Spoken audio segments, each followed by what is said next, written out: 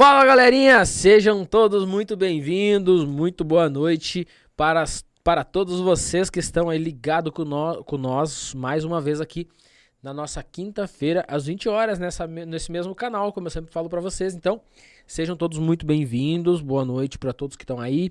Já vão mandando aí de que cidade que você é, o que você faz e tal, para deixar a gente mais a par aí da vida de vocês, mais íntimo com vocês também. Boa noite, Gabi, boa noite, Tainá, boa noite, Grupo Estuda Mais Brasil. As meninas estão escondidas aqui, mas a gente tá aqui com uma equipe trabalhando.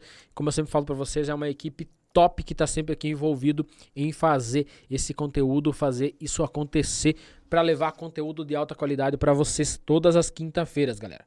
Beleza? Então sejam todos muito bem-vindos e muito boa noite a todos. O meu nome é Jones da Rocha, sou o condutor socorrista do SAMU Sudoeste aqui do Paraná. E também componho o quadro de instrutores do SAMU. E aqui no Grupo Estuda Mais Brasil, então, componho a equipe pedagógica aqui do Grupo Estuda Mais Brasil.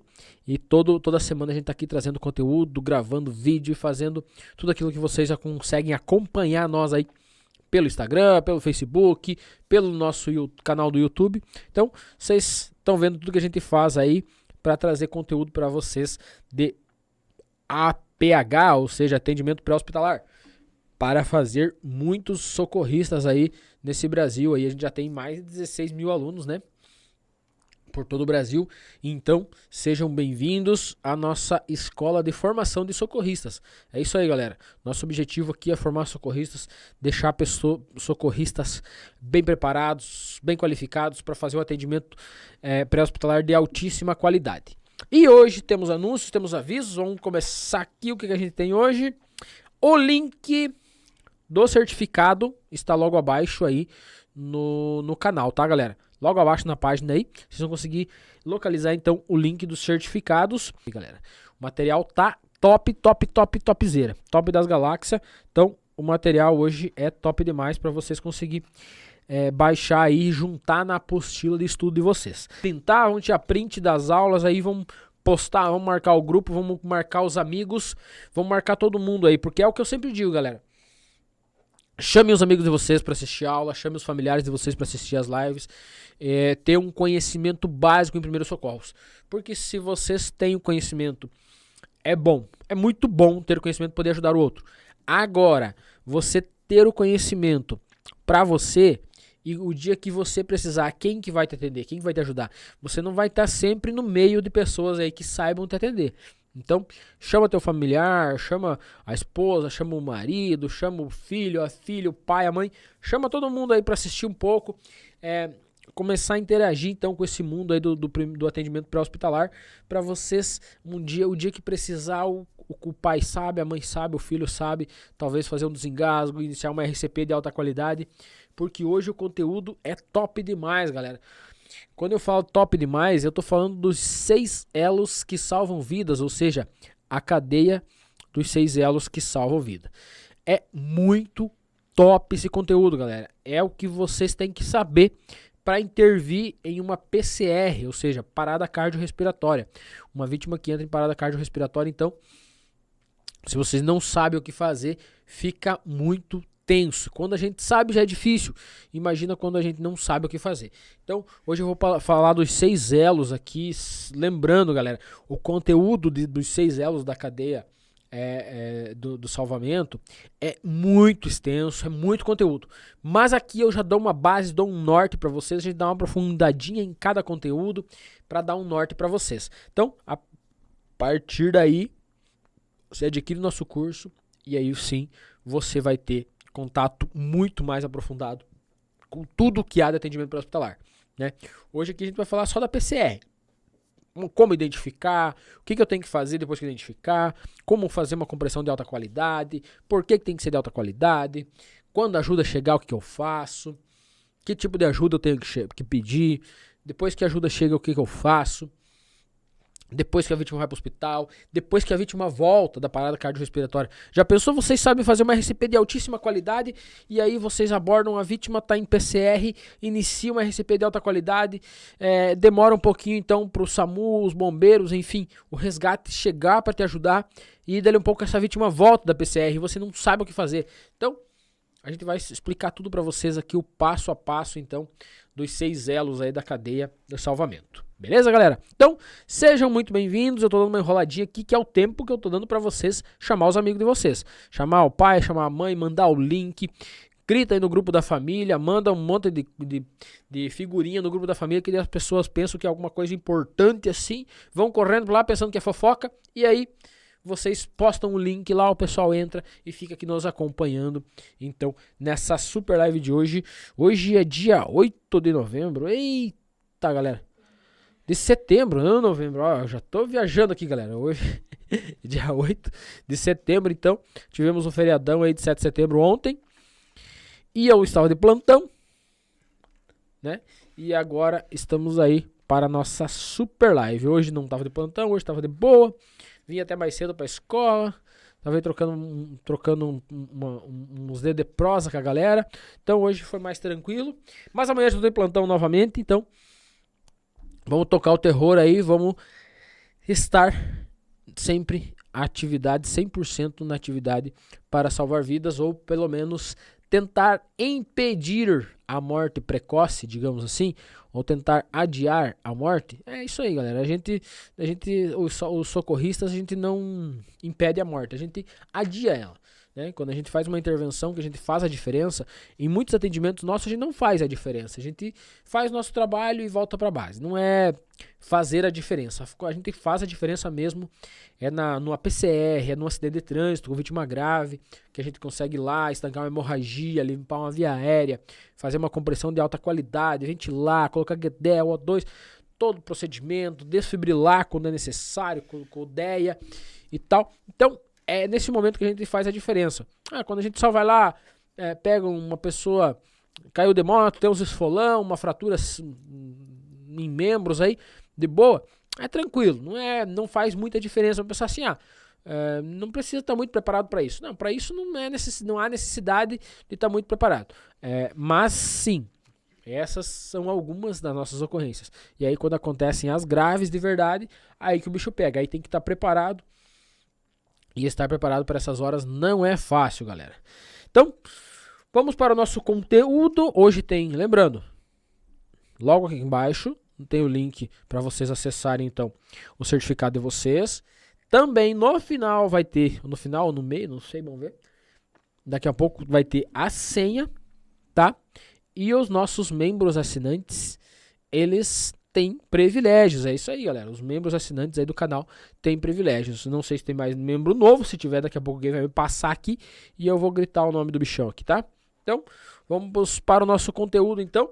Eu já vou começar a passar os slides rapidinho para vocês, só para vocês verem como o material é topzera, galera. Então, vou mostrar os slides para vocês. O material é topzera. Então, aqui, os 6 elos da cadeia da sobrevivência, tá? Tem uma imagem aqui de uma vítima aqui que já foi pranchada aqui pelos socorristas. O socorrista está utilizando aqui o cinto aranha. Na sequência, então, temos os 6 elos aqui do APH. Então, vou falar rapidinho sobre os 6 elos para vocês. Então, o primeiro é o acionamento, logicamente, que é a detecção mais o acionamento do serviço de emergência. Na sequência, a RCP de alta qualidade. Na sequência, a desfibrilação. Na sequência, a ressuscitação de alta qualidade. Depois, os cuidados pós-PCR e a recuperação, então, dessa vítima pós-PCR. Então, são esses os 6 elos. Aqui, nesse primeiro elo aqui, então, tem o reconhecimento. Aqui tem uma guria, uma socorrista, que ela está fazendo aqui o voz, o ver, ouvir e sentir. Ela está vendo o tórax da vítima, sentindo ali com a mão, está sentindo a respiração da vítima e está ouvindo a respiração da vítima se ela estiver presente. Então, esse é o procedimento voz. Então, aqui tem mais os primeiros socorros aqui, no caso do reconhecimento do nível rebaixado em consciência, ou seja, a vítima pode estar também em gasping, e aí tem que fazer a ligação 92 ou 93. Na sequência, então, o segundo elo, inicia-se uma RCP de alta qualidade. A gente já vai falar como que é feita essa RCP de alta qualidade. Daí, o suporte básico de vida, RCP precoce. Aqui no terceiro elo, então, a desfibrilação precoce. A gente já vai falar sobre a desfibrilação, vai falar sobre o DEA também. Na sequência, então, A gente tem a ressuscitação avançada. A ressuscitação é a RCP também, tá, galera? Mesma coisa. É fazer a ressuscitação cardiopulmonar. Quando a gente fala em avançada, não significa necessariamente que precisa ser uma alfa. Precisa ser alguém que tenha, que nesse caso que vocês estão vendo aqui da imagem, os socorristas ali, aqui já é intra-hospitalar, tem o AMBU, ou seja, a bolsa, válvula, máscara para fazer ventilação. Não é a mesma coisa que na cena, quando tenha um leigo ou um socorrista que não tem o AMBU para ventilar. Do ladinho ali tem um DEA também para fazer a desfibrilação. Então aqui já é uma equipe treinada, uma equipe qualificada, já com material qualificado, com O2, tudo bem certinho. Então, suporte avançado. Aqui no quinto elo, cuidado pós-PCR. E no sexto elo também são os cuidados pós-PCR, que daí no caso a recuperação. Então aqui nos cuidados pós-PCR, galera, é a hora que a vítima volta. Como que eu vou saber se essa vítima voltou da PCR ou não? Como que eu faço a partir do momento que se ela voltar de uma PCR? Como que eu faço para saber se ela está respirando, se ela tem pulso, se o pulso está adequado ou não? Enfim, a gente vai ver tudo isso aí daqui nadinha. E no sexto elo, então, a recuperação. Não tem muito segredo, cada um recupera de uma forma, vai depender muito da idade, das comorbidades que essa vítima já tenha, do que foi que levou ela a entrar numa PCR, numa parada cardiorrespiratória. Então tudo isso influencia aqui na recuperação, então faz parte aqui do sexto elo. Então vocês viram o top do material que essa equipe preparou para vocês, tá? É pica das galáxias esse material que está preparado para vocês aqui. Vai agregar muito aí na sua apostila. Vocês que estão baixando o material aí, armazenando em PDF, o material no notebook, no celular, enfim, tá guardando em pendrive. Galera, o material aqui é topzera. Vocês vão ter muito conteúdo aí para vocês guardar no material de vocês. Então, beleza? Vamos começar então. Falando sobre os primeiros 2 elos, eu vou falar de 2 em 2 por vez. E aí, a cada 2 elos que eu falar, eu vou falar para vocês, então, eu vou dar um intervalinho aqui para responder as perguntas, senão fica muito pro final e depois a gente não consegue responder tudo junto, tá bom? Vai acabar virando uma confusão, aí as meninas vão ficar bem doidas aqui do lado, não vão conseguir acompanhar as perguntas de vocês, beleza? Então, os 6 elos da cadeia da sobrevivência. Então vamos lá para o primeiro elo da cadeia da sobrevivência. É o acionamento do serviço de emergência. Galera, quando eu falo de acionamento do serviço de emergência, está relacionado também ao reconhecimento de uma PCR para saber que tipo de emergência eu preciso acionar. Então eu vou abordar uma vítima ao solo, digamos. A PCR pode acontecer por N motivos, tá? A parada cardiorrespiratória pode acontecer por N motivos. Só para vocês me entenderem, então, quando eu falo de parada cardiorrespiratória, é quando o coração para de bater. Quando o coração para de bater, todas as outras funções param também. Uma vez que todas as funções do corpo param, para a circulação, para a oxigenação. Nós temos 2 tipos de metabolismo, o metabolismo aeróbico e o metabolismo anaeróbico. Quando a vítima está em metabolismo aeróbico, ela está normal, tá? Qualquer um de nós, nesse momento, um corpo animado, digamos, um corpo com vida, está em um metabolismo aeróbico. Quando evolui para o metabolismo anaeróbico, funciona da seguinte forma. O metabolismo anaeróbico é quando não há oxigenação no sangue. Por algum motivo, não está chegando oxigênio no sangue. Então, ossos, pele, músculos, eles aguentam de 4 a 6 horas sem receber oxigênio em metabolismo anaeróbico. No metabolismo anaeróbico, não tem oxigenação. Então as células tiram do sangue apenas glicose para transformar em energia de backup. Tá?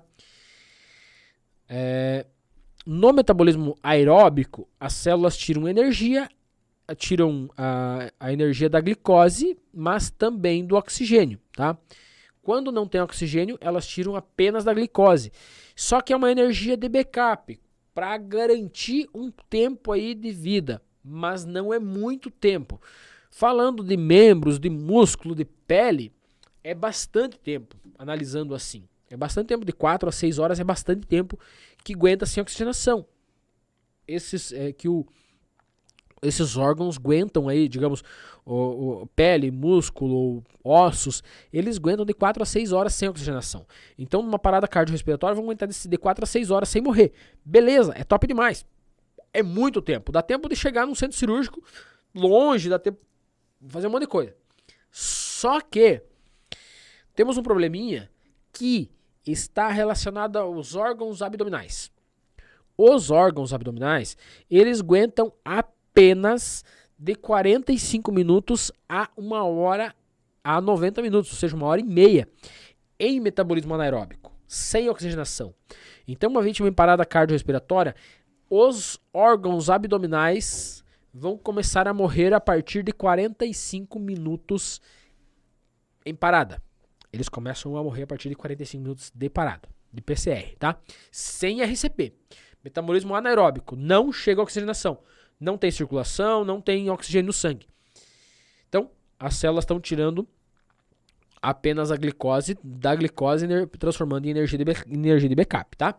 Então, 45 minutos ainda é tempo suficiente, né? É um baita de um tempo, 45 até 90 minutos aí é um baita tempo. Só que o problema se agrava muito quando a gente fala dos principais órgãos do corpo, que são coração, pulmão e cérebro. Esses três, eles só aguentam de 4 a 6 minutos em metabolismo anaeróbico, tá? De 4 a 6 minutos é muito pouco tempo de metabolismo anaeróbico, entende? Então, não está chegando oxigênio no cérebro, ele vai aguentar aí de 4 a 6 minutos. Não está chegando oxigênio no coração, ele vai aguentar de 4 a 6 minutos. Não está chegando oxigênio no pulmão, ele vai aguentar de 4 a 6 minutos. Só para vocês me entenderem, é muito pouco tempo, tá? A partir do momento que a vítima entrou em parada, até vocês dar uma sapateada em roda, chamar alguém, pegar o telefone, lembrar do número, ligar, já passou 1 minuto ou 2, tá? E aí, você só tem mais 2 minutos para iniciar a RCP. Para pegar ainda na fase elétrica, para pegar aí antes que o coração morra, para pegar antes que o cérebro morra, para pegar antes que o pulmão acabe morrendo também. Então, o que acontece? A partir de 4 minutos, na verdade, a partir de 4 minutos, o nó sinusal, que é um órgão que gera energia elétrica e envia para o nó atrioventricular, ele morre, tá? A partir de 4 minutos ele para de ter a função de gerar energia, tá? Na sequência, ele não envia energia para o nó atrioventricular. O nó atrioventricular é um outro órgão que fica aí já pelo nome entre os átrios e os ventrículos, para também de transmitir, ou seja, largar essa energia de forma adequada. Ele começa a entrar em sofrimento e não vai largar essa energia de forma adequada também.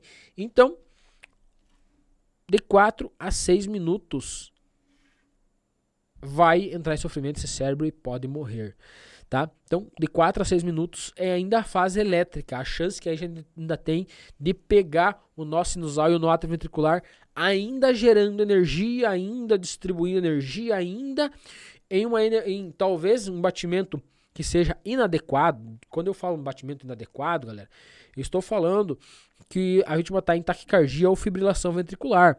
Alguma dessas duas situações. Quando passa a fase elétrica, essa vítima pode assumir então um ritmo de AESP ou um ritmo de assistolia, que é completamente parado o coração, não tem mais atividade elétrica, não tem nada. Então, é muito pouco tempo, tá, galera? É muito pouco tempo pra gente iniciar uma RCP de alta qualidade. E essa vítima, ela tem 10 minutos, que a gente chama de período de ouro. Nos primeiros 4 minutos, a fase elétrica, o período de diamante.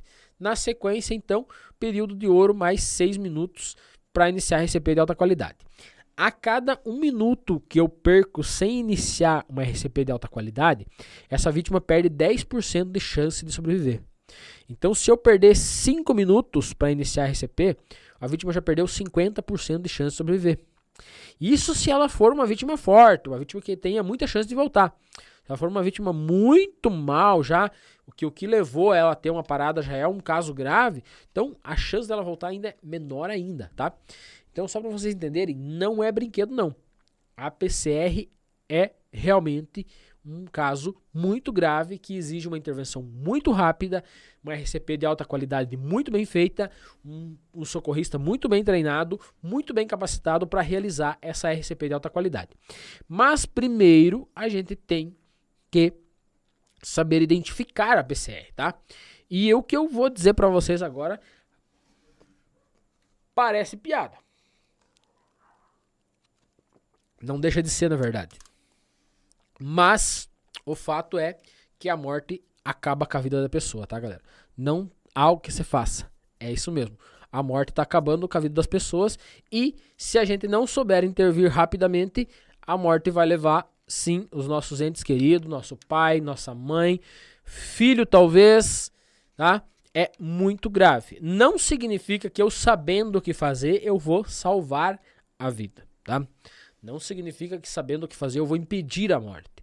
Tem situações que a gente chama que são incompatíveis com a vida. Acidente de trânsito, um infarto, talvez. A vítima tem um infarto fulminante, que a gente chama. Rompimento de aorta, ou rompimento de uma coronária. Tá? É um IAM aí gravíssimo, fulminante. Então, não vai ter muito o que o socorrista fazer. Tá? No acidente de trânsito, balançamento, aí o efeito chicote dos órgãos, no terceiro choque, quando a gente fala ali, divide os choques da cinemática do trauma, então tem o choque dos órgãos, rompimento de aorta, é óbito na hora, não tem o que se faça, então há condições que são incompatíveis com a vida, ponto, não tem o que se faça, vai morrer de qualquer forma, pode estar na frente do melhor hospital do mundo, vai morrer, não tem o que se faça, mas há muitas outras situações em que dá para intervir e dá para fazer diferença e dá sim para prolongar a vida, ou seja, impedir ou retardar a morte, tá? Impedir por um momento ou por alguns anos ou retardar a morte por um período. Não significa que essa pessoa não vai morrer mais porque você impediu ela de morrer naquela hora, mas naquela hora você impediu e aí você deu uma chance aí dela sobreviver e fazer alguma coisa útil para frente, né? Não é necessariamente assim que a gente pensa, mas sim, a gente vai lá e dá o nosso melhor para tentar fazer a diferença. Escolhemos ser socorristas.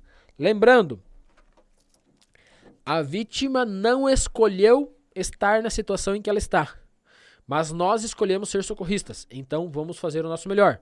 Quem escolheu ser socorrista tem que fazer o seu melhor, porque a gente entende perfeitamente que a vítima não queria estar ali, tá? A vítima de qualquer acidente de trânsito, a vítima de qualquer situação, de qualquer situação gravosa aí que dói, que causa sofrimento e tal, nenhuma vítima queria estar naquela condição. Nenhuma queria estar naquela condição. Mas se ela está naquela condição, o socorrista aqui se propôs a ser socorrista e fazer a diferença e tentar salvar, então que ele faça o seu melhor, porque ninguém obrigou ele a estar ali. Ele está ali porque ele quer, então ele faça o melhor. A vítima não escolheu estar ali, ela está ali porque ela não quer, sem querer ela está ali, mas então o socorrista que está ali porque quer, deve fazer sim a diferença e fazer o seu melhor. Beleza, galera? Então, reconhecer a PCR. Então, abordo a vítima no solo. Abordei uma vítima caída, então cheguei perto, vou me aproximar, vou ajoelhar, então o ideal é que eu... Vou passar o slide aqui, galerinha. Tá. Então, o reconhecimento, galera. Eu vou passar o slide para vocês tirar o print, então, ou quem quiser copiar. Então, no primeiro momento, abordei a vítima, me aproximei ali, a vítima tá caída, vou bater no ombro, vou chamar, se é senhor, vou chamar de senhor, se é senhora, vou chamar de senhora. Uma mulher, senhora, homem, senhor. Não chame de senhorzinho, não chame de senhorinha, é senhor e senhora. Não chame de vozinha nem de vozinho, porque se ele não for teu vô e tua avó, não chame de vozinho, tá? Ele é vô de alguém, mas não teu. Então, chame de senhor ou de senhora. Se você não sabe o nome, senhor ou senhora, não chame pelo apelido, tá? É muito importante não chamar pelo apelido. Às vezes você chega e chama o cara pelo apelido e ele tá... Vamos pensar que ele tá num dia ruim, teve uma síncope, tá acordando da síncope e o apelido dele é Fofão e você chega e chama ele de Fofão. Aí você toma uma no pé do ouvido e sai rodeando. Não chamem as vítimas de vocês por apelido. Se vocês não sabem o nome, é senhor ou senhora. Não é tio, não é tia, não é tiozinho, nem tiazinha, não é vozinho, nem vozinha. É senhor ou senhora, tá? Isso aqui vocês levem pra vida de vocês, é senhor ou senhora. Se você chamar uma pessoa que não é vô de você, chamar de vô, vai dizer assim, eu não sou teu vô. Ponto. Nem todo mundo é ignorante assim, mas tem pessoas que são assim. Então, não chamem pra vocês não levar um pataço aí de graça, tá? Então, vou voltar ao slide aqui, já deu tempo de copiar. Então, a colega aqui abordou, chegou, ajoelhou do lado da vítima, chamou, não teve responsividade, a vítima não respondeu, ela fez o voz aqui, ó. Ela tá, então, olhando, vendo, tentando checar a respiração. Uma vez não identificada a respiração, checa-se o pulso dessa vítima. O ideal é que já chegue e já cheque o pulso, tá, galera? Abordou, chamou. Vítima inconsciente, não responde. Olhei pro tórax, não tô vendo expansão torácica, nem faço voz. Já vou direto na artéria carótida, então ali na lateral do pescoço. Vou localizar aqui a traqueia, do lado da traqueia, então vou apertar contra os músculos do pescoço aqui, onde que eu vou localizar a artéria carótida. Eu faço isso do lado que eu estou, sempre do lado que eu estou da vítima. Nunca passo os dedão por cima e coloco do outro lado. Os dedos que faz a checagem de pulso são esses dois. O tempo de 5 a 10 segundos que tem que checar o pulso, tá? É de 5 a 10 segundos. Não mais que isso e nem menos que isso. Se em 10 segundos não teve nenhum batimento cardíaco, é porque a vítima está em parada, tá? Não chequem por menos de 5 segundos também. O período mínimo é de 5 a 10 segundos, tá? Para checagem de pulso. Chequei pulso, não tem pulso. Se eu estiver sozinho na cena, eu pego meu celular, ligo o 92 ou o 93. Uma vez feito isso, eu inicio a RCP. Eu posso ligar, colocar o celular no Viva Voz, deixar do meu lado e já iniciar a RCP.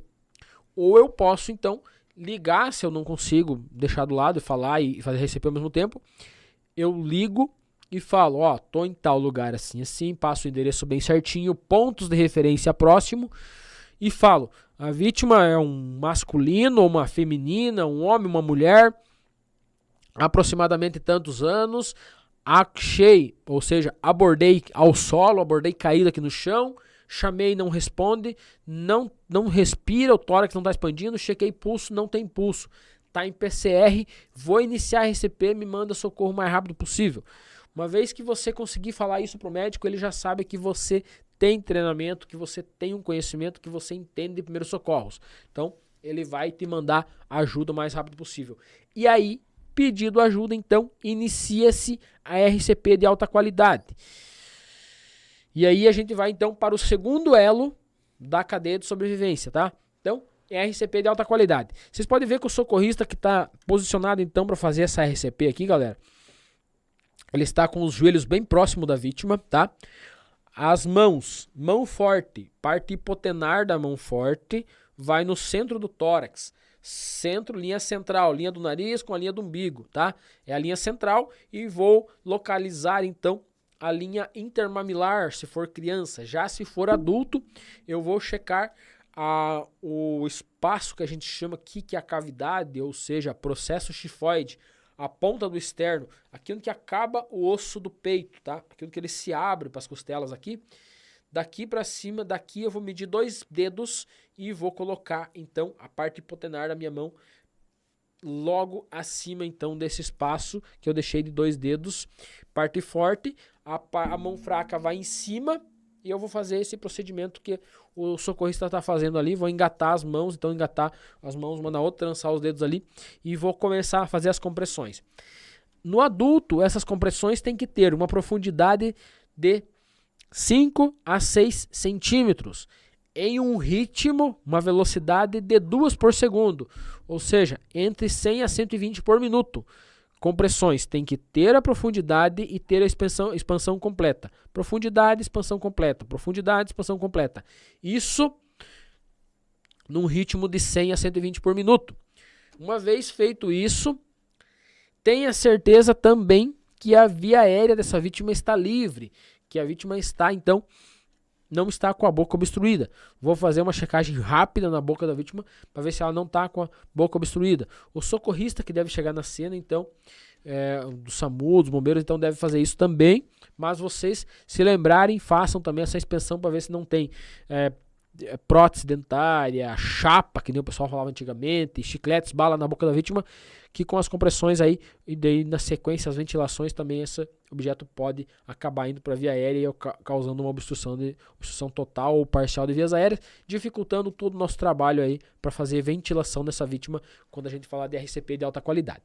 Então, inicio a RCP de alta qualidade já nesse momento, num ritmo de 100 a 120 por minuto. Se eu não for ventilar, que eu já vou explicar para vocês o que é ventilar, se eu não for ventilar, eu vou só realizar RCP e não paro até a chegada do socorro. Por isso a importância de eu pedir ajuda. Se eu pedir ajuda, a ajuda vai chegar. Nem que demore um pouquinho, eu vou cansar, mas vai chegar. Se eu não pedir, eu vou fazer RCP até morrer ou até não aguentar mais e parar. E aí a ajuda não vai chegar porque eu não pedi. Então, lembra sempre de pedir ajuda e iniciar uma RCP de alta qualidade. Mas o pedir ajuda tem que saber para quê. Por isso tem que identificar que é uma parada e explicar para o médico que a vítima está em parada, que não tem pulso. E aí ele vai mandar a ambulância mais próxima e o mais rápido possível para ajudar vocês. Beleza? Então, feito isso, iniciar a RCP de alta qualidade em uma profundidade de 5 a 6 centímetros, em um ritmo de 100 a 120 por minuto, na parte central do tórax, então, linha central, 2 dedos acima do processo chifoide. Coloquei a parte hipotenar da mão forte, coloco a minha mão fraca em cima, com os braços retos, os ombros alinhados com a linha central da vítima, a gente já mostrou isso aqui muitas vezes, e aí inicio então as compressões. Se forem uma criança ou um bebê, um RN de 0 a 29 dias, de 0 a 28 dias, galera, 0 a 28, tá? De 0 a 28, as compressões são feitas então com 2 dedos, também no centro do tórax, na linha central e linha intermamilar. Quando eu falo intermamilar é a linha dos mamilos da criança com a linha central, linha do nariz com a linha do umbigo, reto com o umbigo. Então, a profundidade é de 30% do tórax, tá? 30% do tórax de profundidade e num ritmo também de 100 a 120 por minuto. As compressões, as ventilações devem ser feitas a cada 3 compressões, uma ventilação, tá? Isso se vocês tiverem com que ventilar, se não tiver, apenas compressão. Na criança, acima, no infantil, então, na criança, de 29 a 2 anos, a gente vai realizar, então, 15 compressões para 2 ventilações, se tiverem 2 socorristas, ou 30 compressões para uma ventilação, se tiver em um socorrista. Também lembrando que as compressões têm que ter 30% de profundidade do tórax e um ritmo de 100 a 120 por minuto, tá? As ventilações, galera, se tiver o ambu, então, se vocês têm contato com o ambu, ou seja, bolsa, válvula, máscara, no RN e na criança, você aperta o ambu, envia todo o ar para dentro e solta em duas etapas. Aperta, solta, solta. Aperta, solta, solta. 2 ventilações e aí mais 15 compressões se tiver em 2 socorristas, 30 se tiver em um socorrista na criança aí de 29 dias a 2 anos. Se for então um RN de 0 a 28 dias, as compressões são 3 para 1. São 3 compressões com 2 dedos também para uma ventilação. Aperto e solto em 2 tempos. Aperta e solta, solta. Aperta, solta, solta. Comprime 3 vezes, aperta, solta, solta. Comprime 3 vezes, aperta, solta, solta. No adulto, então, ou criança acima de 2 anos, é tudo compressão de 30 para 2. 30 compressões para 2 ventilações, normal. Daí comprime e solta em um tempo só, normal. Isso é a ventilação. Então, galera, se você tem um pocket mask, se você tem uma máscara aí, um filtro para fazer essa ventilação na vítima, você faz. Se você não tem, você faz só compressões até o socorro chegar. Beleza? Então, dito isso, eu vou chamar a Tainá. Se tiver perguntas, eu vou responder. E na sequência, vamos para os outros 2 elos, então. Vou deixar aqui para vocês copiar e vou responder as perguntas de vocês, então. Bora lá, Tainá. Manda para mim se já tem pergunta dessa galera. Boa noite, Jones. Boa noite a todos que estão aqui acompanhando a live com a gente. A gente tem poucas dúvidas, Jones. O pessoal aqui está interagindo, dando boa noite. falando aí sua cidade natal, de onde eles estão vendo a live, mas parece que, como sempre, sua didática tem sanado aí a dúvida da maioria. O Jonas Florencio perguntou: os 6 elos devem ser feitos junto com atendimento primário e secundário? Boa, garoto. Os 6 elos é todo o atendimento, tá? Os primeiros 3 é atendimento primário. Os demais, os outros 3, já é atendimento secundário, tá? Então, tá bem dividido aí os primeiros 3, abordagem, identificação, pedido de ajuda, RCP, mais desfibrilação, faz parte do primeiro atendimento primário.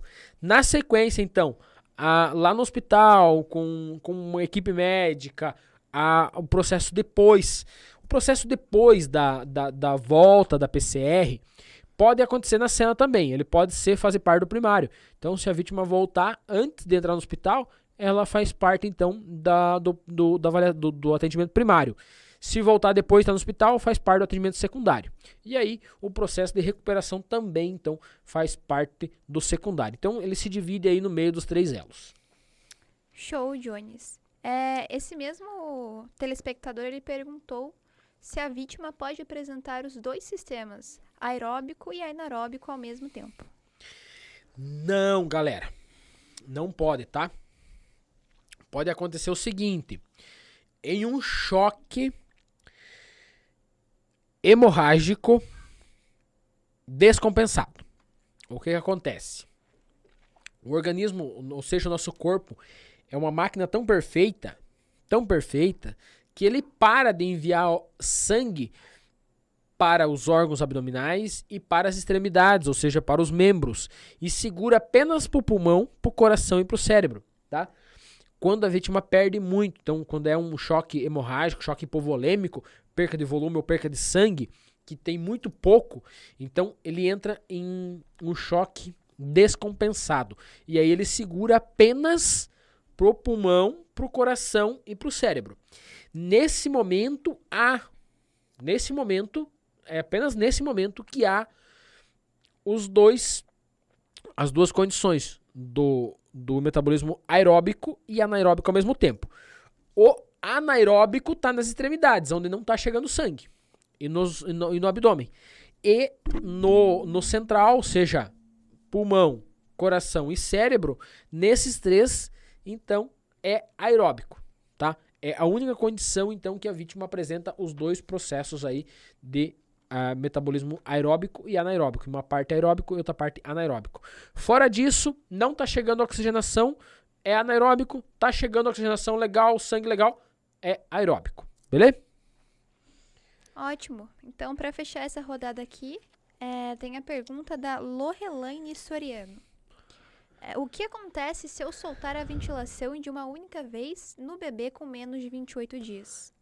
Então, quando você solta de uma vez, como o pulmão da criança ele é muito pequenininho, a via aérea também é pequena e o ambu está acoplado bem certinho, se você soltar rápido, você pode acabar na pressa de fazer uma ventilação, durante a RCP e tal, você pode acabar puxando de volta o ar que você enviou, tá? Então você solta devagar, em 2 vezes, para não puxar de volta o ar que você acabou enviando para essa criança, tá? Então, se você fizer isso, né, soltar numa vez só, mas soltar devagar, não vai ter problema. O que você não pode é soltar rapidão, tá? Soltar rapidão, você envia o ar e puxa de volta. Então você acaba que não ventila essa criança. Então tem que ter a ventilação, a compressão, tem que ir lá, expandir o tórax e aí você solta em 2 vezes para que ele retorne com calma.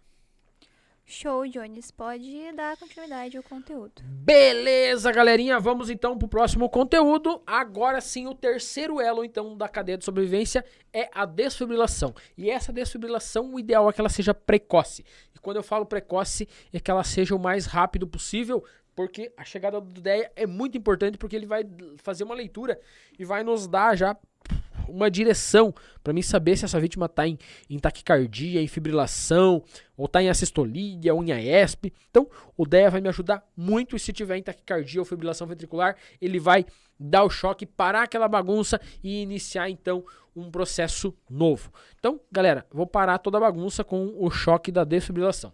Então, o que é exatamente a desfibrilação, galera? É a chegada de um DEA. Quando eu estou, então, em um atendimento, vamos pensar no seguinte: vocês se formando socorristas vão trabalhar num shopping. Nos shoppings, nos aeroportos, nos estádios de futebol, enfim, esses lugares devem ter DEA, tá? Eles devem ter DEA, porque se uma vítima entrar em PCR, tem que ser feita uma desfibrilação precoce. E aí, locais onde há grande movimentação de pessoas, deve ter um DEA. Então, o socorrista que estiver num local desses e ver uma pessoa em parada cardiorrespiratória, identificou a parada cardiorrespiratória, pediu ajuda, inicia a RCP de alta qualidade e pede se tem DEA. Então, se tiver um DEA, ou se você estiver trabalhando aí como socorrista já no aeroporto, num shopping, num jogo, num estádio, enfim, num evento grande que tenha a possibilidade de ter um DEA, já pede o DEA. Essa desfibrilação é muito importante. Por quê? Se a vítima está em taquicardia ventricular, o que está acontecendo? O nó sinusal está gerando energia, está enviando para o nó atrioventricular, que está fazendo as contrações, está enviando a energia pelos feixes de His no ritmo, vamos pensar assim, o ritmo correto é átrio, ventrículo, ventrículo, átrio, ventrículo, átrio, ventrículo, direito, esquerdo, enfim, a ordem bem certinha. Então, átrio recebe o sangue, átrio direito recebe o sangue, comprime, enche o ventrículo direito, ventrículo direito comprime, o sangue faz a circulação pequena, vai para o pulmão, recebe, manda embora o gás carbônico, pega oxigênio, retorna, enche o átrio esquerdo, o átrio esquerdo comprime, enche o ventrículo esquerdo comprime e envia esse sangue rico em oxigênio para o nosso corpo, que vai fazer aí a circulação grande, a grande circulação. Pois bem, quando a vítima entra em PCR e ela assume um ritmo de taquicardia ventricular, quando está em taquicardia ventricular, está batendo muito rápido os ventrículos e os átrios estão no seu ritmo normal.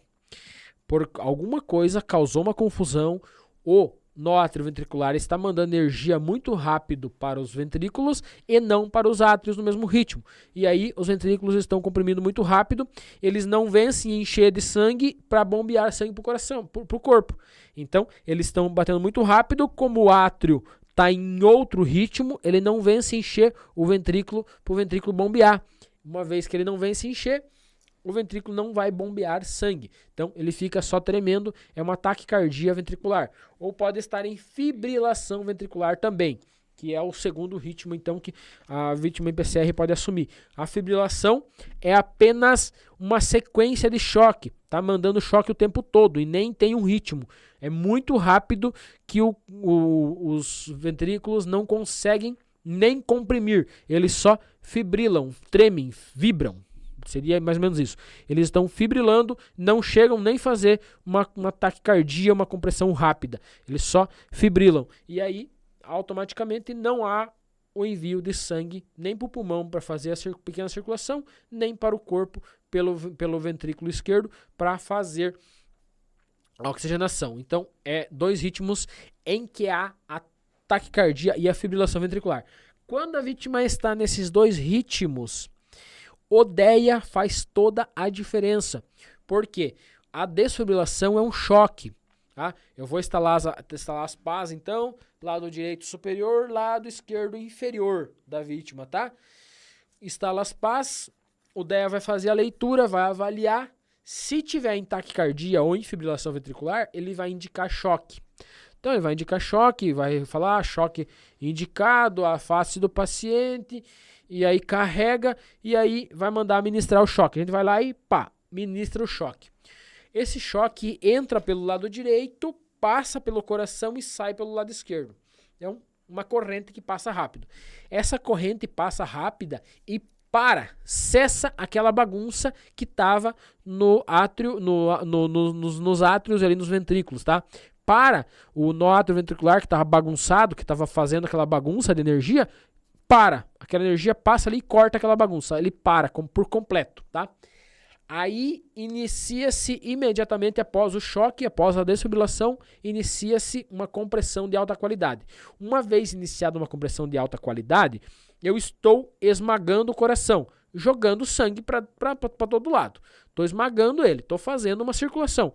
Embora ela seja uma circulação fraca, bem fraca, digamos assim, com eficácia de 30% em um RCP de alta qualidade, ela tem apenas 30% de eficácia, porque eu estou esmagando o coração, eu não estou indo lá e comprimindo câmara por câmara, eu estou apenas esmagando ele, fazendo que aquele sangue não fique parado, fazendo uma circulação bem mal e porcamente, mas estou fazendo. É melhor que nada, fazendo aquele sangue que circule. Embora ele circula pouco, mas ele circula. Pois bem, eu iniciando essas compressões, eu dei o choque e parei a bagunça. Os dois pararam, o nó atrioventricular parou de fazer bagunça com a energia, tá? De mandar energia de forma errada. O nó sinusal está gerando energia e está mandando para o nó atrioventricular. O nó atrioventricular, por sua vez, eu estou comprimindo, ele está recebendo oxigenação, porque eu estou comprimindo, ele está recebendo oxigênio. Uma vez que ele está recebendo oxigênio, ele tem uma grande chance de voltar a liberar energia da forma correta, tá? É como se fosse uma sala de aula bagunçada, tá todo mundo falando ao mesmo tempo e o professor chega aí, senta o apagador na cabeça de alguém. Todo mundo para a bagunça na hora, ou ele senta o apagador no quadro, ou chama o diretor. Aí o diretor entra na sala e todo mundo senta rapidão. É mais ou menos isso que acontece, então, quando há o choque, a desfibrilação em um coração em taquicardia ou fibrilação ventricular. Ele para aquela bagunça. A chance dele retomar, agora recebendo compressões de alta qualidade, e ele retornar em um ritmo certo, é muito grande. Tem uma chance muito grande, então, dele retornar no ritmo certo. Por quê? Tá havendo uma compressão. A chance dele estar percebendo e começar a enviar energia da forma certa agora, porque antes ele estava bagunçado, por algum motivo ele ficou bagunçado, faltou oxigenação nele talvez, e ele ficou bagunçado. Assumiu um ritmo que não era o correto.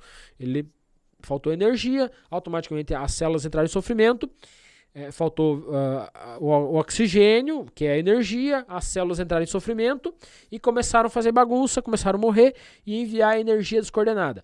Agora, eu paro a bagunça, cesso aquela energia bagunçada e tá todo mundo quietinho. Ficou todo mundo lá em off, quietinho, dormindo.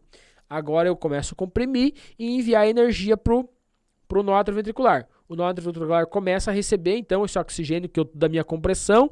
O sangue começou a circular lá. Ele está recebendo o oxigênio da minha compressão, está recebendo o sangue. Agora um sangue um pouco mais rico em oxigênio. Aí as células começam a se recuperar, recebendo esse oxigênio, começam a se recuperar. Uma vez que elas começam a se recuperar, elas têm uma grande chance de começar a mandar o choque, então, de forma agora coordenada, para o seu ventrículo, para o seu átrio, para o seu ventrículo, para o seu átrio, assim sucessivamente, por sua vez, conforme a ordem das compressões. Então, vocês entenderam que é um processo muito complexo, mas é mais ou menos isso que eu expliquei para vocês.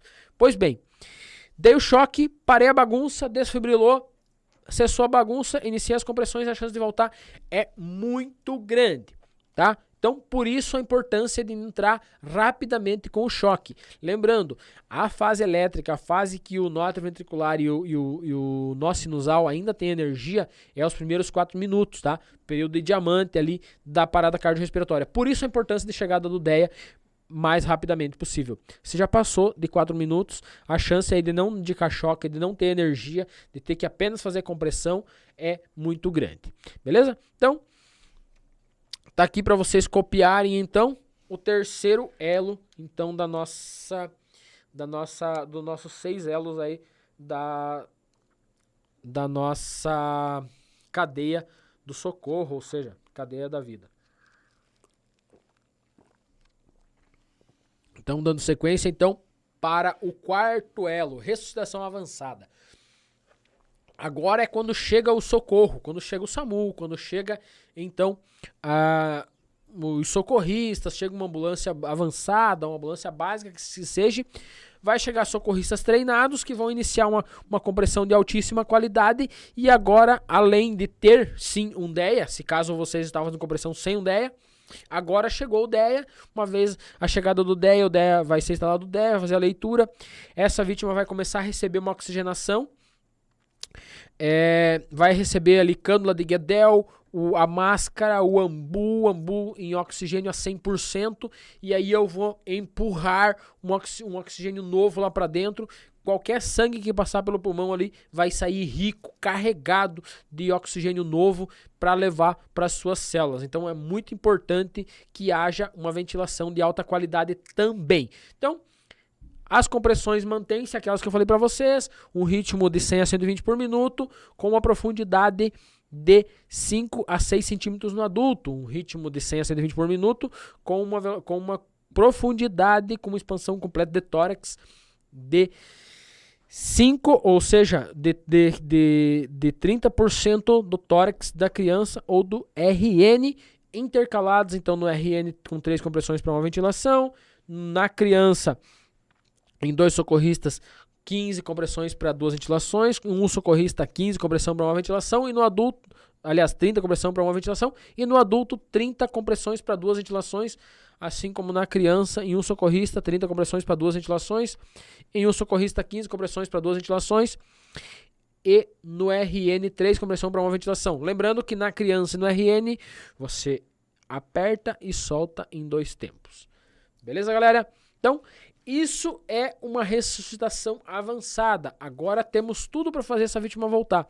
Temos uma ventilação de alta qualidade, temos um DEA e temos uma compressão de alta qualidade. A chance dessa vítima voltar é muito grande. Mas lembrando, se eu chegar na fase elétrica, a chance é ainda maior. Lembrando que os 10 minutos do período de ouro, eles são primordiais, tá? Passado 10 minutos a vítima não tem mais chance. E lembrando que cada minuto que passa sem uma ressuscitação de alta qualidade, a vítima perde 10% de chance de sobreviver. Então, se você demorou 3 minutos para chamar o socorro, a vítima já perdeu 30% de chance de sobreviver.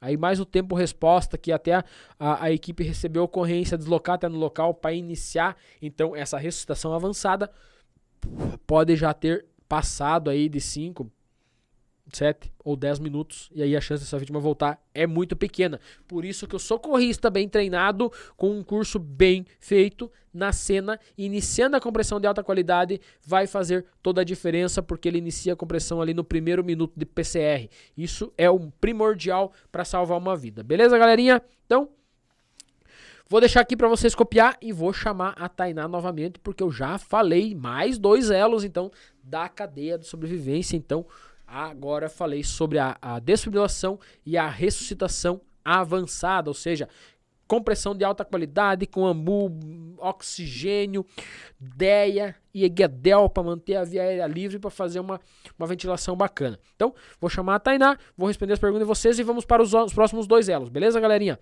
Tainá, manda para nós se tiver mais alguma pergunta dessa galera. Temos sim. O Jonas Florencio perguntou: se o socorrista abordar a vítima e esta apresentar fraturas, hemorragias, parada cardíaca e estiver engasgada com líquido na boca, o que se deve fazer? Boa, garoto. Você quase matou a minha vítima agora, né? Tá em parada, tá quebrada, fraturada, engasgada, tá do jeito que o bicho gosta. Então vamos parar e vamos pensar. Vamos por partes. É uma hemorragia sanguinante? Se sim, estanco a hemorragia e dou sequência na RCP. Se não é hemorragia sanguinante, eu vou iniciar a RCP. Fraturas, ossos, emenda depois, tá? Eu não posso deixar essa vítima morrer. Lembra que eu falei lá no início sobre o metabolismo anaeróbico? Eu tenho que manter uma circulação para o pulmão, para o coração e para o cérebro. Se eu passar de 4 a 6 minutos sem fazer isso, eles vão morrer. Uma vez que eles morreram, já era. Não tem mais o que fazer, tá? Então, inicia a compressão de alta qualidade. Só vou intervir em outra coisa se for uma hemorragia exsanguinante. O líquido na via aérea. Se eu tiver em condição de rolar essa vítima rapidamente e dar um sustento ali para a cabeça dela, para limpar essa boca dela, beleza. Se eu não conseguir, eu peço para alguém ir limpar e inicio a RCP, tá? E aí, limpar vai ter que aspirar. Se você tiver um aspirador para tirar o líquido da garganta, você aspira, senão você vai ter que lateralizar. Lateraliza rapidamente, limpa e volta ela em posição decúbito dorsal, em uma superfície rígida e inicia a compressão de alta qualidade, tá? O resto de fratura a gente vê depois, tá? Só vai ter que resolver se for hemorragia exsanguinante. Aplicar um torniquete, limpar a via aérea e iniciar a compressão de alta qualidade. Beleza? Show! A Dilene Braga fez 2 perguntas aqui. A primeira foi: quais os primeiros socorros a se fazer em uma criança em convulsão? Beleza. Criança em convulsão, galera. No primeiro momento, enquanto ela estiver tendo a crise, eu só vou afastar tudo o que tem perto e dar um apoio para a cabeça, para não deixar ela bater a cabeça. Afasta as coisas que tem perto, porque ela vai se bater, para ela não se machucar. E vou dar um suporte para a cabeça. Se ela rolar para um lado, eu acompanho. Se ela rolar para o outro, eu acompanho. Eu não seguro a cabeça, eu só dou um apoio para ela não bater a cabeça no chão, ou não bater em nada que machuque, e aí acompanho ela. Se ela vomitar, eu vou lateralizar e deixar com a via aérea um pouco mais baixa, a boca virada para baixo, para sair o vômito e não broncoaspirar. Uma vez que ela voltou, então, ela vai voltar no estado pós-ictal, que a gente chama, que é pós-convulsão. Ela fica letárgica, fica lenta, bem confusa, não lembra de nada. O ideal é que você deixe ela deitada em posição de resgate, que a gente chama. Então, deixa ela deitadinha de lado, em cima do braço, com as pernas também viradas para o lado do corpo, bem quietinha ali. Acalma ela e vai explicando o que aconteceu para ela quando ela vai voltando. Explica o que aconteceu, mas obviamente lembre de chamar ajuda assim que a convulsão começar, tá? Pede para alguém chamar ajuda, afasta tudo de perto, dá esse suporte para a cabeça. Se vomitar, lateraliza. Voltou, tá em estado pós-ictal, lateraliza essa vítima e deixa ela deitadinha de lado. Se ela vomitar, o que tem na via aérea vai sair e vai acalmando ela. Não deixa que os curiosos fiquem roda boquejando ali, afasta todo mundo para ela voltar com mais calma, tranquilidade, não voltar assustada. Show! Ela também perguntou: o que fazer em um acidente doméstico com fratura? Acidente doméstico com fratura é chamar ajuda, tá? Não mexe na fratura, deixa a vítima quietinha. Se você sabe fazer um alinhamento, você faz um alinhamento. Ossos longos devem ser alinhados, assim fala o protocolo. Se for um osso longo, e um dos ossos longos, e você sabe fazer um alinhamento, você alinha para diminuir a dor. Se você não sabe fazer um alinhamento, você deixa a vítima quieta, não mexe nela, pede para ela não se mexer, acalma ela e faz um controle de cervical, pede para ela não mexer a cabeça, se caso ela tenha batido a cabeça, batido as costas, o pescoço, enfim, foi uma queda meio grave. Segura a cabeça dela, pede para ela não se mexer, acalma ela, mas lembra de pedir ajuda, tá bom? Não tem o que fazer, isso é serviço para socorrista, fazer alinhamento, fazer a imobilização das fraturas, fazer todo o protocolo de checagem, avaliação primária, rolamento, pranchamento, XABCDE e levar para o hospital, tá? Isso é atendimento para socorristas. Você tem apenas que manter essa vítima calma e deixar com que ela não se mexa, ou de preferência que não mexa a cabeça se ela teve uma queda, tá? E na questão da fratura, se você sabe alinhar, você alinha. Se você não sabe alinhar, você deixa quietinha para os socorristas alinharem. Show! A Ana Paula dos Santos perguntou: quando for um acidente de moto, devemos primeiro analisar se não há nada quebrado para podermos seguir com os procedimentos, certo? Não necessariamente. Num acidente de moto, a gente vai, de início, fazer a segurança da cena. Segundo, avaliar a cinemática do trauma. Terceiro, me aproximar da vítima, ver se tem hemorragias exsanguinantes, que é o X, do XABCDE. Uma vez checado e sanado hemorragias exsanguinantes, vou fazer controle cervical, abertura de via aérea. Vou checar, que é o A. Vou pro B, que é a expansão de tórax. Vou avaliar todo o tórax, ver se tem fratura em tórax, alinhamento, expansão. Na sequência, vou checar o C, circulação, pele, pulso, perfusão, abdômen e pelve. Na sequência, eu vou pro D, estado neurológico, resposta à abertura ocular, resposta verbal, resposta motora. E aí sim eu vou checar por buscar por fraturas em membros, tá? Então, existe o XABCDE, que é uma sequência que deve ser feita para fazer uma avaliação completa em uma vítima de trauma. Show! O Florimar José da Silva também perguntou: como estancar uma hemorragia exsanguinante se for na carótida? Pressão local, tá? Se tiver um buraco e você conseguir enfiar o dedo e trancar a carótida, beleza. Mas geralmente, se é uma hemorragia exsanguinante na carótida, não dá nem tempo, muitas vezes, de iniciar um procedimento, a vítima já vai a óbito. É muito grave. Se cortar por completo, então, é praticamente impossível resolver, ou seja, sanar essa hemorragia. A vítima vai a óbito. Se cortou parcial e você conseguir rapidamente introduzir ali gás e chumaço e fazer uma compressão local para dar uma diminuição nessa hemorragia e chegar rápido no hospital, pode até salvar, mas é muito difícil. Show, Jones. Pode dar continuidade aí ao conteúdo. Beleza, então, galerinha, vamos para os demais ciclos da cadeia de sobrevivência. Então, quinto ciclo, cuidado pós-PCR. E quando que essa vítima volta da PCR? Não sei. Em algum momento ela pode voltar, se ela voltar. Uma vez que ela voltou, então, da PCR, ou seja, da parada cardiorrespiratória, essa vítima pode apresentar as seguintes situações. O DEA vai fazer a leitura e não vai indicar choque. Uma vez que o DEA fez a leitura e não indicou choque, eu checo o pulso. Essa vítima pode estar em AESP, em assistolia ou ter pulso. Se a vítima tem pulso, então o DEA não indica choque. Então é o momento, então, não indicou choque, eu vou checar pulso central, pulso carotídeo. Chequei pulso, não indicou não tem pulso, ela está ou em assistolia ou em AESP. Reinicia as compressões. Chequei pulso depois do DEA não ter indicado choque. Chequei pulso, tem pulso. Tem pulso central, pronto.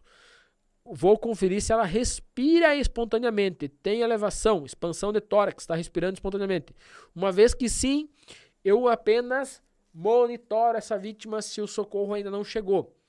Se o socorro já chegou, então se for os socorristas do SAMU, do SIAT, então socorrista treinado, que tem todo o suporte, a gente vai, se ela estiver ainda inconsciente, manter a Guedel e manter uma máscara de oxigênio a 100%, máscara com bolsa reservatório, com oxigênio a 100% para ventilar melhor essa vítima, para oxigenar melhor essa vítima.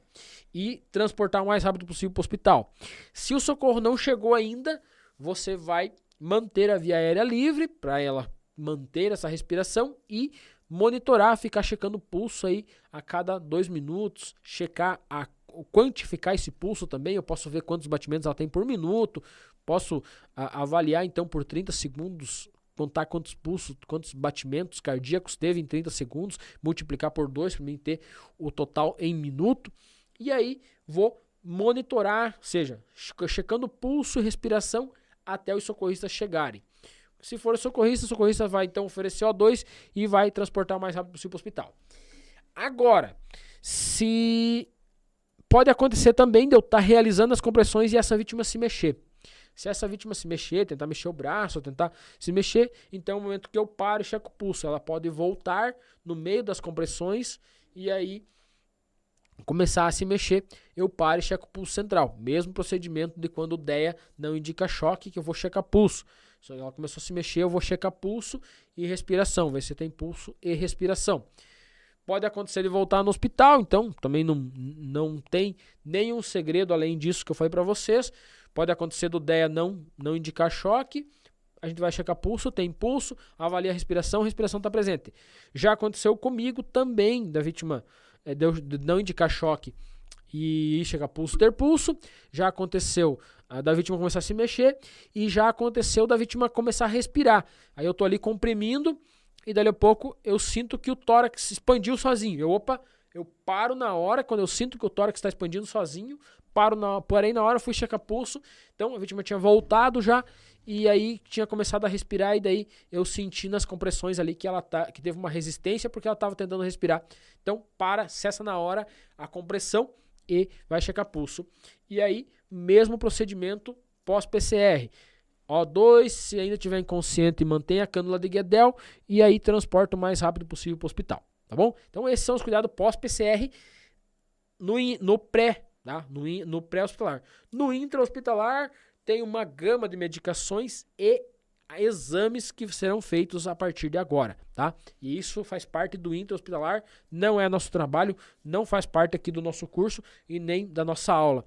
A questão da gama de medicação, vai avaliar ali se teve fratura de arcos costais durante as compressões, se teve algum machucado no pulmão durante o esmagamento, as compressões ali, se teve alguma lesão no pulmão também. Então, tudo isso, se não colocar Guedel, teve lesão, vai começar a avaliação do estado neurológico dessa vítima, se ela tem resposta verbal, abertura ocular, resposta motora. Então, é iniciada aí uma bateria de exames, uma bateria de avaliação para saber como que essa vítima está aí depois dela voltar numa PCR. Muitas vezes acontece da vítima voltar da PCR e na sequência entrar em PCR novamente. Já aconteceu comigo várias vezes.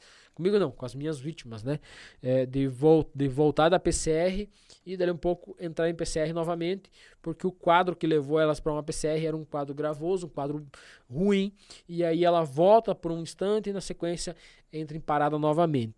Mais uma vez que voltou, então, avaliar todos os sinais vitais então, dessa vítima, vai aferir PA, saturação, pulso, temperatura, vai avaliar tudo aí, vai avaliar tórax, se teve fratura de arcos costais, vai começar já com eletro, se foi uma questão de uma suspeita de AM, vai começar com eletro, enfim, vai fazer uma bateria de exames aí para tentar identificar o que levou essa vítima numa PCR e quais foram os danos causados durante a RCP e mesmo os danos causados pela PCR. Lembrando que a PCR ela causa um metabolismo anaeróbico e esse metabolismo anaeróbico pode trazer várias gravidades aí para o corpo da nossa vítima, ou seja, para o organismo, tá? Então, esses são os cuidados pós-PCR e aí vou deixar aqui um pouquinho para vocês copiar rapidinho, para vocês printar a tela de vocês aqui sobre os cuidados, então, da pós-PCR.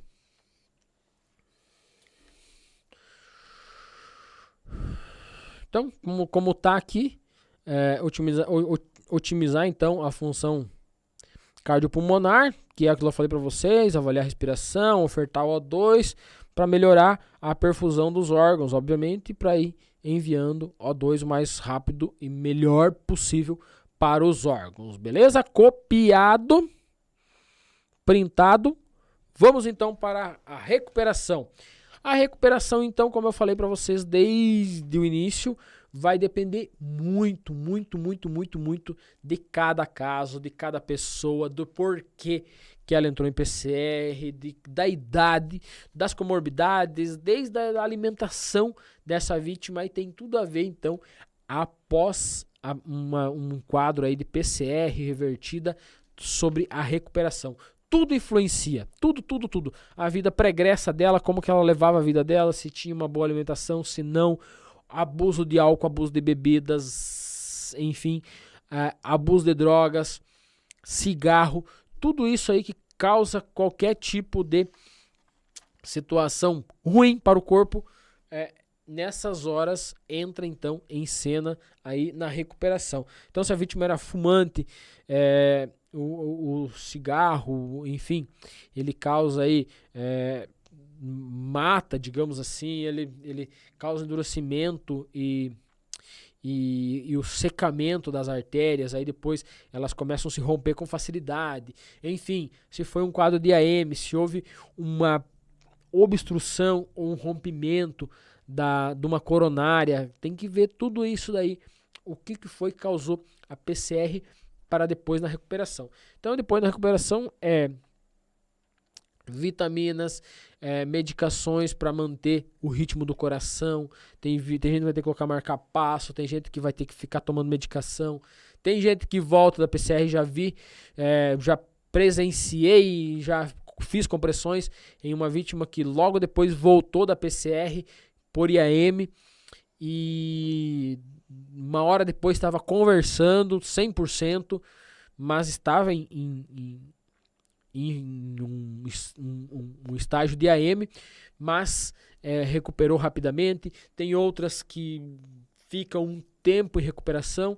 E aí, lógico, tem uma gama de medicação, uma gama de protocolos, de medicações e vitaminas aí que essa vítima vai receber. Tudo vai depender, então, do que causou a parada. Se essa parada cardiorrespiratória for causada por um IAM, é uma situação. Se essa parada cardiorrespiratória for causada por um choque hipovolêmico, é outra situação, tá? Então, tudo vai depender. Se for por causa do choque hipovolêmico ou um choque hemorrágico, essa vítima vai ter que receber sangue, vai ter que receber cuidados diferenciados, vitaminas, enfim. Se for por causa de um choque elétrico, então é a parte melhor da coisa aí. Se for um choque elétrico, um choque fraco que só causou a parada cardiorrespiratória, então se foi isso, é bem melhor porque ela volta, ela não tinha comorbidade, não foi nenhuma comorbidade que levou ela a ter essa parada, tá? Ela teve a parada por causa do choque elétrico, então aconteceu a mesma coisa que acontece com uma desfibrilação do DEA, tá? Do desfibrilador externo automático, ela tomou um choque e causou a parada. Não indicava choque, obviamente, porque era um corpo animado em um ritmo bom, e aí tomou um choque elétrico, digamos, a vítima tocou em alguma coisa e estava com a outra mão encostada numa barra de ferro. Aí ela tocou alguma coisa eletrocutada aqui, alguma coisa que tinha um fio desencapado, enfim. E a atividade elétrica passou rapidamente, então, de uma mão para outra e passou pelo coração e fez uma parada cardiorrespiratória.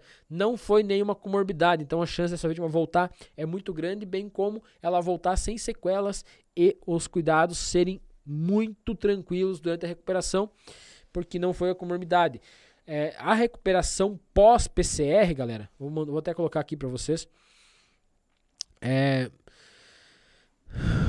A recuperação pós-PCR, galera, ela vai depender exclusivamente, ou seja, única e exclusivamente do que levou a vítima a uma PCR. Obviamente que tem aquela bateria de exames por causa da PCR, mas depois de resolvido os problemas da PCR, então a vítima vai, o procedimento é tratar o que levou a PCR, tá? Vai tratar o que levou, então, essa vítima a PCR.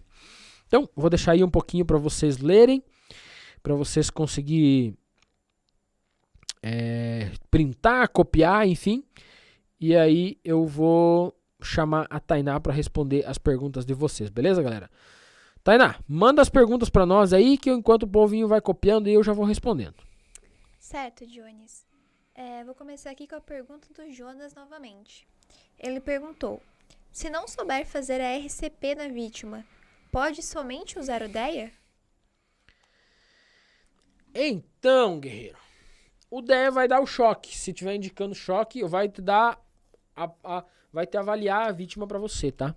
Mas se você não sabe fazer PCR, não adianta nem você colocar um DEA, tá? Porque o DEA te indicou choque, você vai dar o choque e não vai fazer a PCR. Não vai fazer a RCP. Não resolve nada. Se o DEA não indicar choque, você tem que reiniciar a RCP. Também não resolve nada, tá? Então, o DEA sem uma RCP de alta qualidade não resolve nada. Beleza? Certo. A Lorelaine também perguntou: é possível estancar uma hemorragia com a vítima presa nas ferragens? Sim. Certo. Sim. Se tiver hemorragia sanguinante, tiver presa nas ferragens, vai entrar no meio das ferragens, lá vai lá e amarrar, parar a hemorragia até que tire a vítima das ferragens. Certo. O Rafael Pereira perguntou: Jones, pode ser que a vítima se mexa durante a RCP sem ela ter voltado da PCR? Pode. Pode ser que ela se mexa sim. Quando uma RCP é de altíssima qualidade, pode acontecer da vítima se mexer sem mesmo ter voltado. Você está comprimindo tão bem que está causando uma circulação tão boa, tá? Que acaba talvez a vítima querendo se mexer, tendo alguns movimentos aí de mobilidade ou motricidade, mas ainda não voltou. Aí você para a compressão, ela para de se mexer, você vai checar pulso, não tem. Pode acontecer sim. Certo, Jones. A Silvânia perguntou: e se a vítima estiver com baixo pulso, ainda faz compressões para ajudar até o resgate chegar ou não? Depende desse baixo pulso, tá, colega? Então, tá com 15 por minuto, é PCR. Tá com 20 por minuto, é PCR. Tá com 30 batimentos cardíacos por minuto, é PCR. tá com 50, não é PCR. É baixo, mas não é PCR, tá? Tem que saber aí até onde você vai poder comprimir ou não. Se a vítima tá com pulso de 45 constante, tem 45, é pouquinho, mas tem. Tá respirando? Deixa quietinha, tá? Tá com pulso de 30, mas não respira, ou respira com dificuldade, tá ficando todo cianótico, inicia a RCP de alta qualidade. Show. A Letícia Romeiro perguntou: no caso de trauma de tórax, se houver hemorragia interna, é possível identificar quando há desvio de traqueia? Sim, sim. Hemorragia interna é uma coisa, tá? Hemorragia interna é pancada, choque, enfim, o rompimento de algum órgão começou a hemorragia interna. O desvio de traqueia foi um choque direto na traqueia, de alguma maneira teve o desvio da traqueia. Você vai fazer a avaliação e vai localizar o desvio, ou tá para fora, ou tá para dentro, ou tá para um lado, ou tá para o outro, tá? Na busca aqui, busca tátil, palpável, você vai conseguir identificar então se tem um desalinhamento da traqueia. Show. E para finalizar aqui a rodada, então, o Rafael Pereira perguntou: Dionis, na questão da PCR por choque, há alguma chance de volta sem RCP? Já andei levando muito choque com o serviço que trabalho. Então, se entrar em parada, guerreiro, pode ter certeza que vai precisar de PCR, de RCP, tá? Se tiver uma parada por choque. Mas aí o que acontece? Tem que analisar o seguinte: o DEA, ele tem um choque controlado e é colocado as pás aqui e aqui, né? Lado direito superior, lado esquerdo inferior. Então o choque ele é controlado para passar pelo coração e sair de volta. É um choque que tem uma voltagem grande, mas uma amperagem baixa. Ele só passa rapidamente e para o coração. Se você toma choque no teu trabalho, mas você toma aquele choque que puxa os braços, puxa a perna, dá aquela puxada no corpo, ele não passa pelo coração e não para os batimentos, não para a atividade elétrica do coração, tá?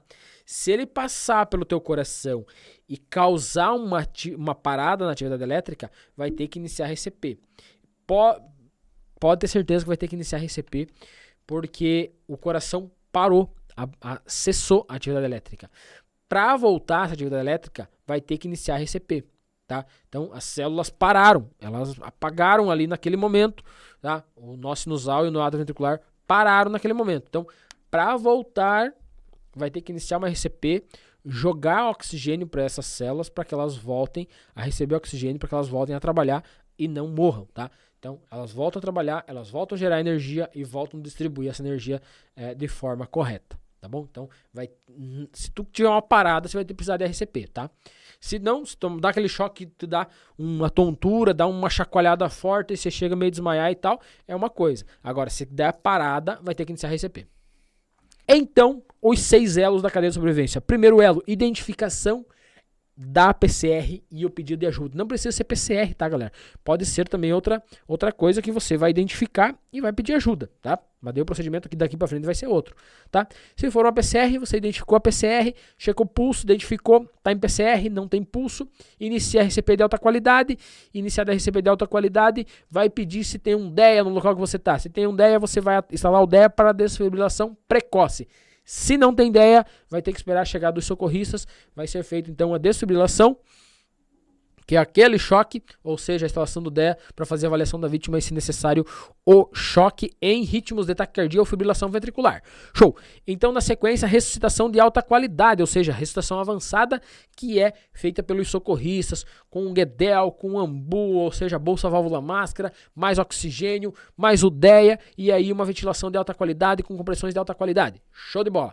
Na sequência, então, vai para os cuidados pós-PCR, se essa vítima voltar da PCR, então a gente vai adicionar aí para ela uma máscara com oxigênio a 100%. Se ainda estiver inconsciente, vai com GEDEL. Se já voltou da consciência, então vai ser tirada a GEDEL dessa vítima e ela vai ser transportada para o hospital o mais rápido possível. Na sequência, então, a recuperação, e daí a recuperação envolve toda aquela questão do que foi que causou a parada, por que que ela parou, vai tratar essa com medicações essa comorbidade que causou a parada cardiorrespiratória. Daí vai ter aquele tratamento com a família, acompanhamento com assistente social, psicólogo, tudo aquilo, porque às vezes a vítima vai voltar, vai ter dificuldade para deambular, ou seja, para andar, para falar, e aí tem que ter um acompanhamento com toda a família na questão emocional, e aí além do tratamento para sanar aí a comorbidade que levou à parada cardiorrespiratória. Então, os 6 elos que salvam vidas, identifique e chame ajuda, inicie a RCP de alta qualidade, desfibrile essa vítima, então, a ressuscitação avançada com a chegada dos socorristas, os cuidados após o retorno da PCR e a recuperação dessa vítima, que será feita, então, com o auxílio dos familiares, médicos ou, enfim, todos aqueles que estão envolvidos aí nessa situação que levou essa vítima a ter uma parada cardiorrespiratória. Baixa seu PDF, junta na sua apostila, que vai te ajudar na tua jornada aí para se tornar um socorrista. E como eu sempre digo, fiquem todos com Deus, até a próxima live, que é na próxima quinta-feira, nessa mesma hora e nesse mesmo canal. Grande abraço, boa noite a todos.